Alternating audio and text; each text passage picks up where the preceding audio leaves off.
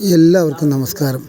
തൊഴിലാളിക്കൊരു കൈത്താങ്ങി എന്ന യൂട്യൂബ് ചാനലിലേക്ക് എല്ലാവരും സ്വാഗതം ചെയ്യുന്നു. ഇന്ന് വന്നിട്ടുള്ള വേക്കൻസി ഏതൊക്കെ നോക്കാം. ആദ്യമായിട്ട് കാണുന്നവർ സബ്സ്ക്രൈബ് ചെയ്യുക, ലൈക്ക് ചെയ്യുക, ഷെയർ ചെയ്യുക, ഒരു കമൻറ്റ് ചെയ്യുക.